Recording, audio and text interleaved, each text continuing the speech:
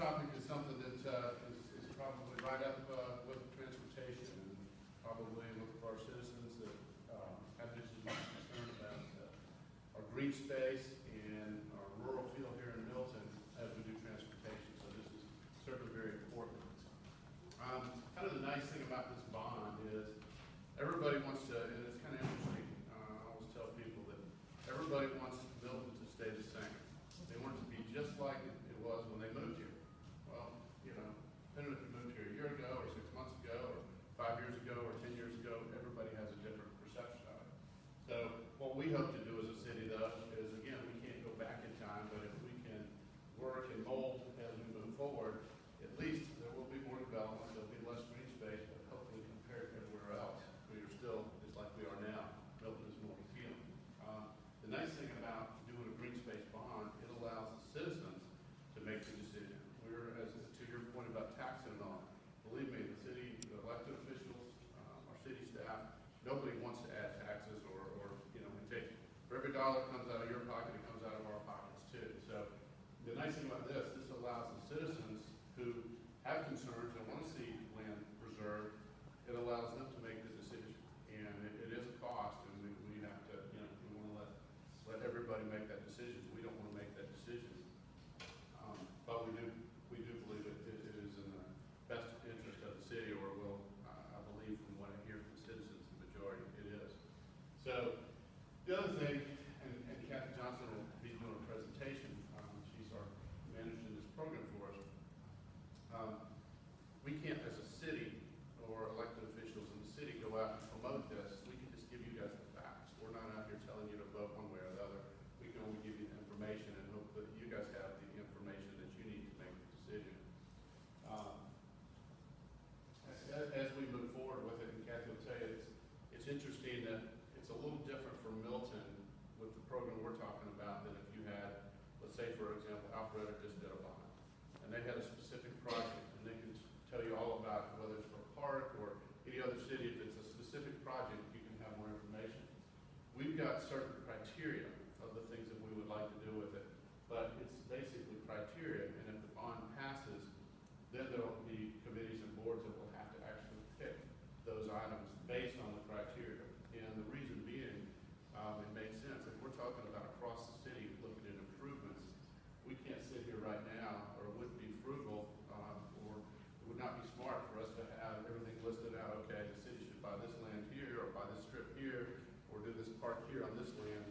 And then all of a sudden, you can imagine what the prices of those lands would be. All of a sudden, the owners of the property would say, well, you know, my property's worth a whole lot more. So again, we've got to, if the bond passes and we have the available money, and we've got the criteria that the community wants, then the next step will have to be is for us to figure out where those places are that will make the most impact.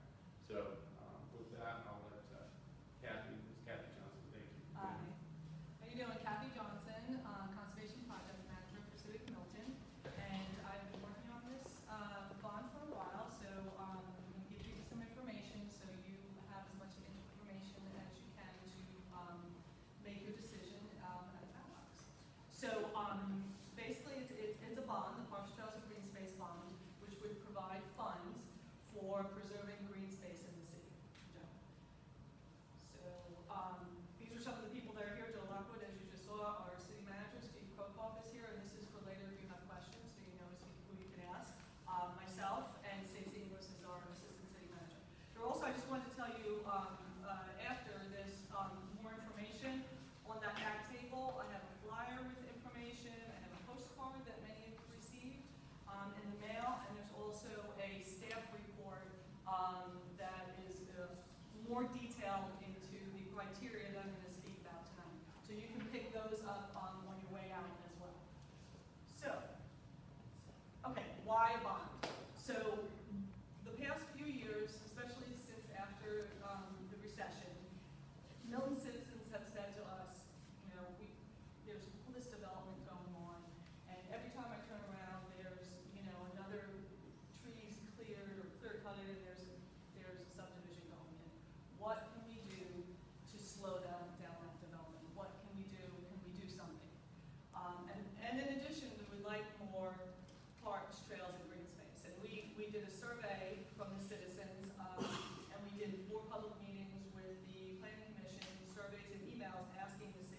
what do you want to do to preserve green space. In addition to that, our parkland, we did a Milton impact fee assessment report, and what they found is, and I don't have a slide for this, I apologize, but the total acreage, park acreage we have in Milton is 284 acres currently right now. And what this report told us, what we need to meet our proper level of service is 433 acres. So there's a deficit of parkland of 149 acres. So the citizens are correct in that we do need more parkland. And also trails, as in 2014, we have 2.5 miles of trails in Milton, and the total that is needed is 54 miles. So we have a deficit of 51.5 miles of trails. Conservation land, land to be conserved and not developed. Our conservation plan and our Milton impact assessment says we now have 22 acres of land conserved, mostly through the TDR process. What we need to give the proper level of service is 1,608 acres.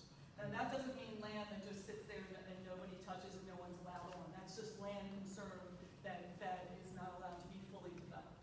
Okay, so that's our deficit. So when our citizens say we want to be more parks, trails, green space, they are correct, especially according to the numbers. So the challenges, though, that we have are obviously the current rapid pace of development, especially since the end of the recession. We have all seen all these subdivisions coming up, and all of our land that prior to was open green space. So that's one of our challenges. Also, so we can't tell those landowners that just sold their land to developers, you can't sell the land to developer. You need to leave it a horse farm, you need to leave it just with trees on it. Obviously, for landowner rights, we cannot tell them that. Also, as you probably all know, the high values of land in Milton. So the land costs a lot in Milton because we're such a wonderful community. So the prices of land are pretty high. So therefore, the city would need money and funds to acquire those lands for the public to then use and enjoy. So the city's solution is a bond, and we believe that it's the most effective way to raise the amount of funds needed to acquire land for green space, parks, and trails. And we hope in doing that, in acquiring that land, it will also work to help preserve that rural feel, that rural character that we love.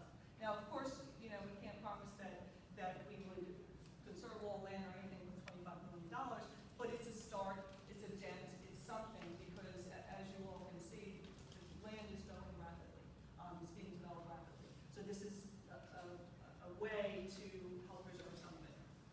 Okay. So you might ask, what is a general obligation bond? Because unlike the T-SPLOS for sales tax, this is a bond we're talking about. So it's a type of debt issued by a local government to fund a public project, such as parks, trails, conservation land. The bonds are backed by the full faith and credit of the local government, or in this case, the city of Milton. It's kind of like taking out a loan. It's the municipalities taking out a loan for a project. So now we're talking about a bond. What would the money be used for? So basically, it would be for buying land and land interest and preserving land that meet those criteria. As the mayor talked about, we don't have a very specific project list, possibly like Alpharetta or Johns Creek does, because it's more an idea to preserve the green space in general. So what we did was come up with criteria, and actually the public, through these public meetings and our surveys, we let the citizens, all the citizens of Milton, decide what is it that you want to preserve and what types of land do you want to buy with these bond funds. So we put them in, and there's lots of comments. So we put them kind of in three categories, criteria categories. And one is parks and trails. So like I said before, the citizens told us they want more parks. And the intent of the bond is to do more passive type parks. Because when you do a passive park, it's not as developed. So you might have a piece of parkland that has trails cut through it. So you can walk on the trails or have walk or bike or whatever it is on the trail. And as well, you might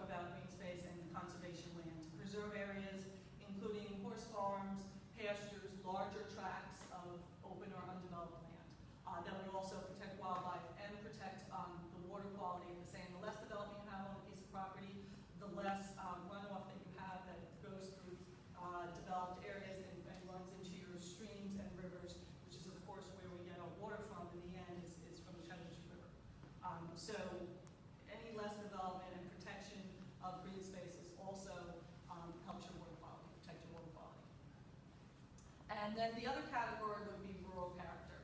So, you know, it's a hard thing to define rural character. It's kind of like everybody says, I know what it is. It's can't define, but I know it when I see it, and I know, you know, I can feel it, right? Some of that is the views that you see as you drive down certain roads, and it's just a beautiful view. You see horse farm, pasture, or just, you know, lots of trees.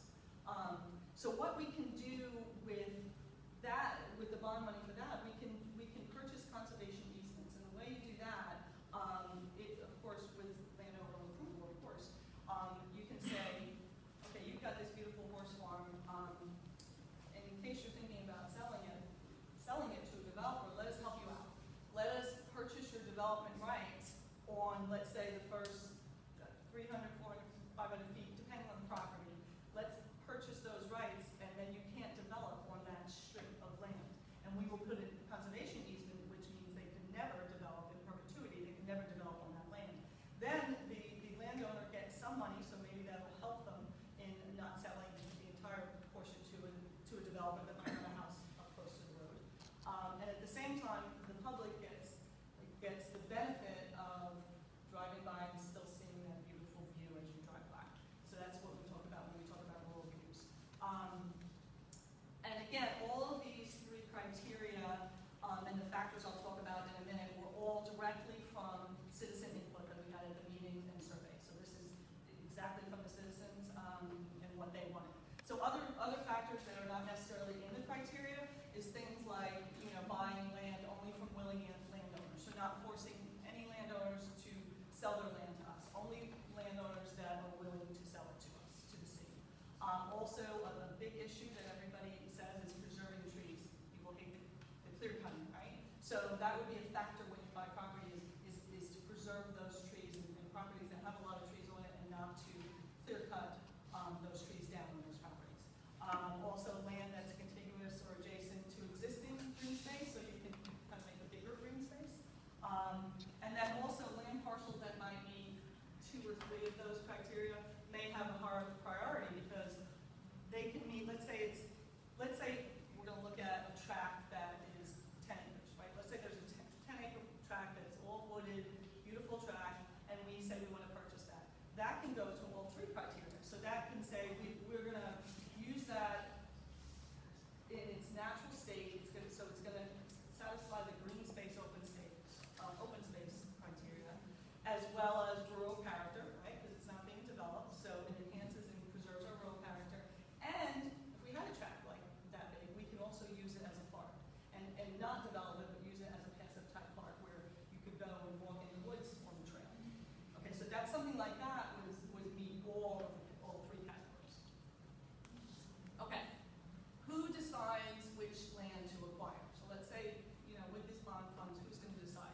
So it's kind of a 3-level approach. The first level will be a land advisory committee, which will be set up if the bond passes. And those are a group of people that would take in requests from landowners to say, I'd like you to buy my property, and to go out into the community and look at properties that they think would meet these 3 criteria, and go to them and talk to them and say, hey, would you consider selling your property to the city, or to selling your development rights so we can put a conservation easement on there. So that land advisory committee would be kind of the first level that would get all of these parcels in. They would then review them and recommend. They would decide which ones they think met the criteria best, and they would then send them to the council for consideration. Now, when they do that, it would be at a public meeting, let's say a city council meeting, and the public then, it would be on the agenda, and the public could review that land and all the information and give their input, like at public meetings when you can stand up and give comments. So the public would have input on those parcels, and then ultimately the city council would then, taking into account what the committee said, what the public comments were said, and then make their final decision on which parcels would be purchased. Okay, so the amount of the bond and the cost to taxpayers. Here's the numbers. Okay, so the city is proposing to issue up to $25 million in bonds. They would be repaid over a 20-year period. That is a normal, mid-range amount of time for municipal bonds. A 20